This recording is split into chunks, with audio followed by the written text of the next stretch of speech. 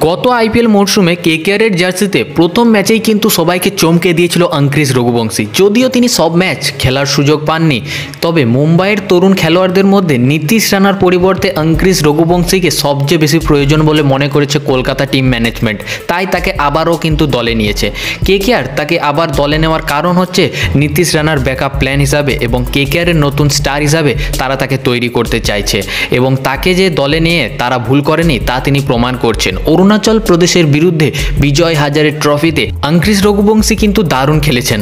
50 ওভারের ম্যাচ তিনি মাত্র 5.3 ওভারেই খতম করে দিয়েছেন। বৃহস্পতিবার আহমেদাবাদে বিজয় হাজারে ট্রফির গ্রুপ সি এর ম্যাচ ছিল মুম্বাই এবং অরুণাচল প্রদেশের মধ্যে। মুম্বাই প্রথমে ফিল্ডিং করার সিদ্ধান্ত নেয়।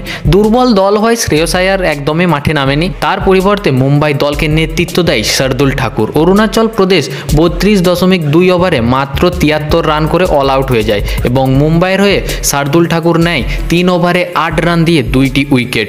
এরপরে মুম্বাই ব্যাটিং করতে নামে এবং 5.3 ওভারেই একটি উইকেট হারিয়ে 77 রান তুলে ম্যাচটি জিতে যায়। 267 বল বাকি থাকতেই 9 উইকেট রেখে তারা ম্যাচটি জয়লাভ করে।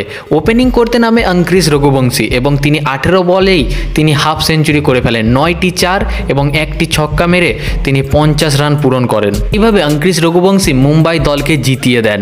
এবং আপনার কি মনে হয় এই ধরনের কিছু ইনিংস খেলে অঙ্ক্রিস রঘুবংশী কি আইপিএলও কেকেআরকে জেতাতে পারবেন? অবশ্যই আপনার মতামত কমেন্টে জানাবেন।